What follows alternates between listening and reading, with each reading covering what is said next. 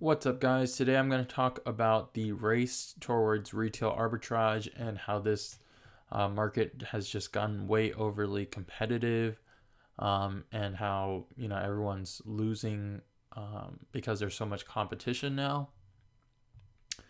Back in about 2014, this was a really easy concept, and there wasn't that much competition. There was high margins for a lot of people. So this is a video I posted just a couple of days ago talking about my recent Target haul. I made $500 profit in 4 hours. After crunching the numbers, I actually made about 600 within those 4 hours. And you could see this really pays off if you're really quick at it and you get all your inventory in on time. So for me, I picked up everything in 4 hours. I sent it in the same day, and overnight it was in the Amazon warehouse.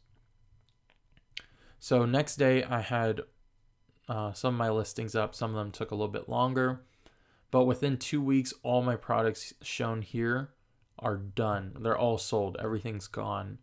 I flipped everything, made a profit, and that's just a great example of how you can still win in the retail arbitrage sector by being quick. With that said, in just 2 weeks now, so let's say you came home, you sat on your inventory just for a couple days, you honestly, I think you'd be losing, or you would have lost money going into this. So to first start off, actually to note, once I sent my products in, the next day, prices were going down, not that high, but a week into all the products I had, the prices went down a good amount. And 2 weeks in now, a lot of these products are even selling for less than what I picked them up for. So some people may be just even looking to break even, and that's why they're willing to price it so low and things like that. So it really is, a race to get your products in. And if you're late to the game, then, you may end up losing money in the retail arbitrage. So let's crunch some numbers. I picked up 4 of these basis peaks, and right now, 2 weeks later, they're at 126 through Amazon FBA. We're not going to do the third parties. Generally, they're cheaper, but generally people buy FBA products more so than a third party. So these were $100. I picked these up at $100. 2 weeks later, they're at 126. Now, if I paid my sales tax on it, which I did, that was 106 plus my shipping to Amazon, which would have been probably like $1 an item. I live pretty close, so if I ship multiple ones, it's only roughly like $3, but we'll do $1 an item. And then Amazon fees, I think this is probably like 20 something to $30 Amazon fees, possibly. It could be within the tens range now that I think about it. But look at this. You're not even making any profit on between shipping it in, paying for the item, and things like that. With that said, I paid $100 or $106 after sales tax on one of these, and I was able to sell 4 of them at $180. So there you can see just a little bit time over, and you're practically not even making any money. The next item that I had in my video here that I want to show is the Razer, these smart bands. So this is one of them that I sold. I had picked these up. I had 4 of them for $30. And you can see $30 between shipping it in, paying Amazon fees, all that. We're really not going to make any profit at $48 on what it's selling for. So I picked these up for 30, and at the time when I sold mine, I was able to sell it for about $70. So you can see, not all my stuff sold immediately. Most of my stuff sold a couple days or a week later. So just in 1 week, the price went down $20 on these smart bands. And then the X smart band, I picked up 3 of these for $15, and what I sold them for was $50.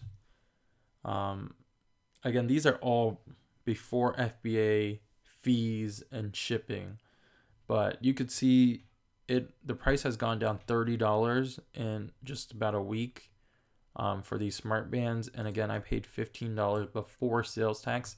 So this is an item where you would be losing money. A good item that I sold were these Mophie juice packs, and I sold 4 of these. They're not the 12,000. They were I believe the 3,000 or 4,000. It's maybe the 25. They were the lowest end ones. I believe it was this one here. But I sold mine. Let's see what I picked them up for $24, and I sold mine for $60. So not bad. They're still at 50, and I had 4 of those. So that one wasn't a bad item. It's still selling pretty high, or it didn't take that large of a hit. I sold these Misfit Shines. And okay, yeah. So these are selling for $100. Okay. So I picked these up at $50 a piece, and I sold mine also for $100. So these aren't bad. The Shine 2, I had the gold ones, and they're the same price right now. So that's not too bad, but I had a hard time finding these. So there was very low stock for this specific item. So that I believe that's why. They also had the JBL clip. So I didn't have any black ones. I had about 3 gray ones and a red one. And I picked up all of these for $15 a piece. And right now they're sold at $33. I sold mine for about 40 something. I think like low 40s, maybe $41, $42. So you can see the price has taken about a $10 hit in just 2 weeks. And then the last item here would be this Belkin keyboard.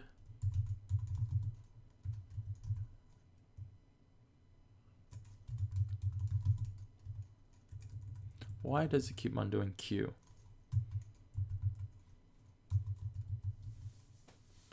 Oh, it's auto-correcting.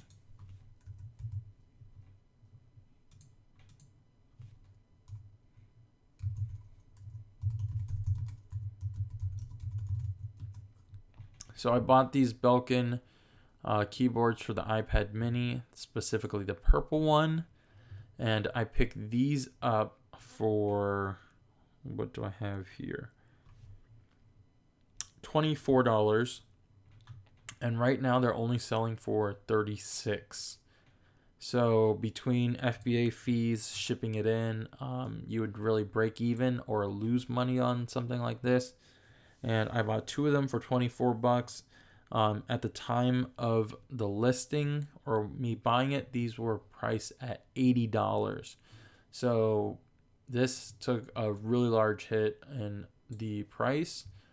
And so you can see in 2 weeks, almost every single item, the price fell drastically or a good amount, except for the Misfit and the Mophie And yeah, I'd say the JBL clip, they fell down $10. It's a pretty good amount for a low price item, anyways. So I made about $600, and 2 weeks later, you could see if I had all these items, I probably would be losing money.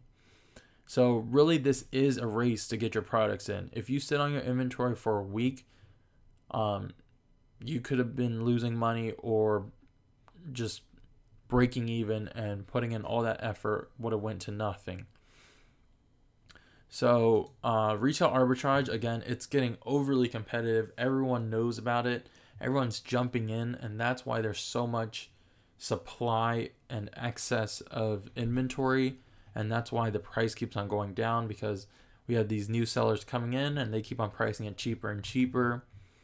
But really, all you need to do is price it to the buy box. Whatever the lowest price is in the buy box is, you just need to price your item at the exact same price. There's no need to be pricing it lower and cutting, the other guys. Maybe you will get some items sold quicker, but in the long run, if you have more than just one or two items, it's gonna hurt everyone and yourself, because the buy box really, it rotates sellers. So if you're able to get into the buy box, I'd say just go for the buy box and don't try to overcut your competitors, because once you start doing that, they're going to try to cut you, and the price is just going to keep on falling and falling and falling. And this is exactly what you're seeing going on here, and going into retail arbitrage. So again, for the future, I think retail arbitrage is going to get heavily overly competitive. It's going to get worse and worse, especially since more people are learning about it. And that's pretty much it. Will I keep on doing it? It depends. If I only found one or two items, I probably would not have picked these up. But because I was able to find so many of the same exact items here, that's the reason I still went for it. And again, it was $600 in 4 hours, and you don't really have to it didn't require any other work for me. I was already kind of at the store, and I just needed to hit up a couple more stores. So that's pretty much it. Again, subscribe to my channel to get more updates and learn about other methods of making money online. So I've recently got into private label, because that is the new the new market, and that's where you make a lot more money nowadays. So within every couple years, I'd say the market does shift. People learn about these things.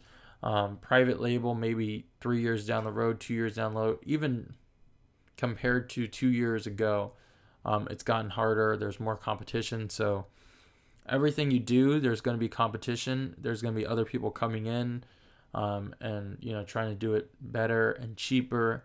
And so every couple years, I think there will be something different, new, some new methods to making money online and things like that. With that said, again, subscribe to my channel, stay updated. I'm going to try to figure these out, and then I will let you guys know my experiences, my mistakes, things like that. Make sure you hit that like button if you found the video helpful, and I will see you guys in the next one. Thanks for watching.